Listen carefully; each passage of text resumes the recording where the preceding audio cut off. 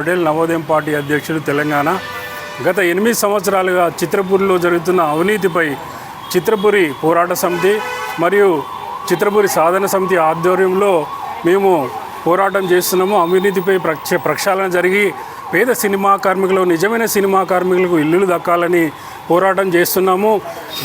గడిచిన ప్రభుత్వము టీఆర్ఎస్ ప్రభుత్వానికి కూడా ఎన్నో రిప్రజెంటేషన్లు మరియు సినిమా పెద్దలకు కూడా రిప్రజెంటేషన్లు ఇవ్వడం జరిగింది. ప్రస్తుత గవర్నమెంటు కాంగ్రెస్ గవర్నమెంట్ కూడా ఇవ్వడం జరిగింది.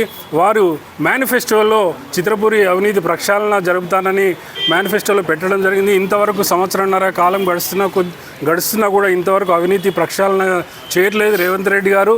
దీనికి ఇక్కడ ఎఫ్డీసీ దగ్గర దిల్ రాజు గారికి మేము రిప్రజెంటేషన్ ఇవ్వడం జరిగింది.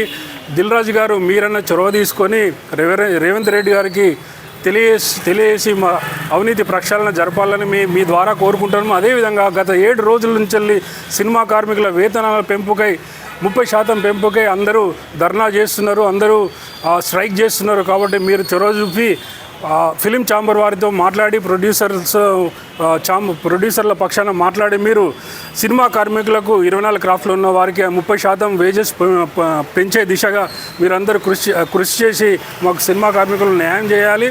చిత్రపూర్లోని అవినీతిపై మేము చేస్తున్న పోరాటానికి మీరు మాకు తోడుగా ఉండి కాంగ్రెస్ చీఫ్ మినిస్టర్ అయిన రేవంత్ రెడ్డి గారితో మాట్లాడి మాకు న్యాయం చేయాలని, నిజమైన సినిమా కార్మికులు ఇల్లులు కేటాయించాలని మేము కోరుచున్నాము. ప్రస్తుతం ఉన్న కమిటీని రద్దు చేయాలని, అడాక్ కమిటీని ఏర్పాటు చేయాలని కూడా మీ ద్వారా కోరుతున్నాము.